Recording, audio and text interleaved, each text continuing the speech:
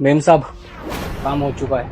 अरे वाह शाहिद, तुमने काम कर भी लिया और मुझे यहाँ तक आवाज भी नहीं आई। मेम साहब, काम मैंने किया है और मैं जो भी काम करता हूँ ना बहुत साफ सफाई से काम करता हूँ। किसी को कानों कान खबर नहीं होती है।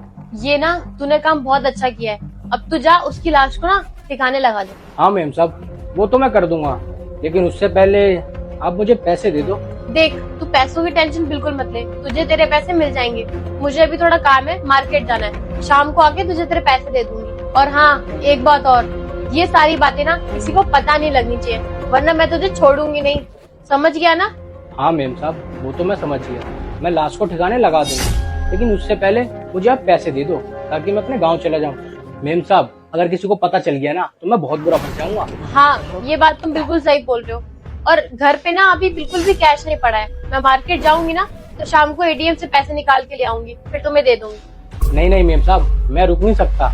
मैंने इतना बड़ा कांड किया है, अगर मैं रुकूंगा तो मैं फंस सकता हूँ। अच्छा रुक, मैं भी लेके आती हूँ। मैंने कुछ सेविंग कर रखी है, वही देती हूँ तुझे। सिवी, अगर पैसे लाने में कोई दिक्कत हो रही हो तो मैं पैसे ले आऊं। तुम जिंदा हो? अरे तुम्हारे हिसाब से तो मैं मर ही गया हूँगा ना, क्योंकि तुमने सुपारी जो दी थी मुझे मारने की। अरे तुम ये कैसी बातें कर रहे हो? शाहिद, तुम बोलो ना मालिक को, मैंने कुछ नहीं बोला।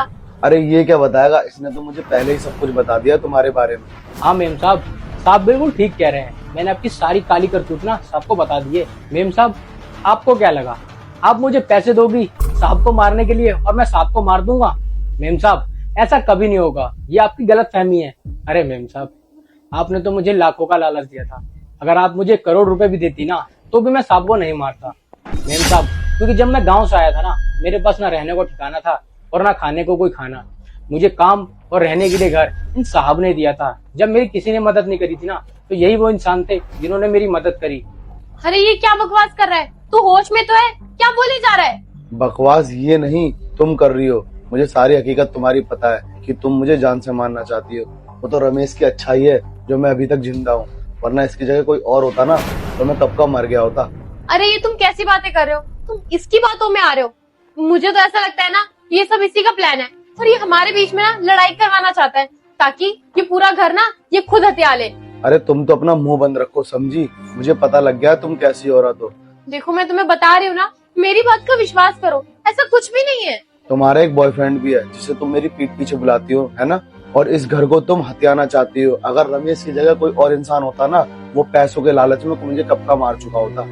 ऐसा कुछ भी नहीं है। पर तुम्हें लगता है ये 2 कौड़ी का नौकर ये बताएगा हमारे प्यार के बारे में?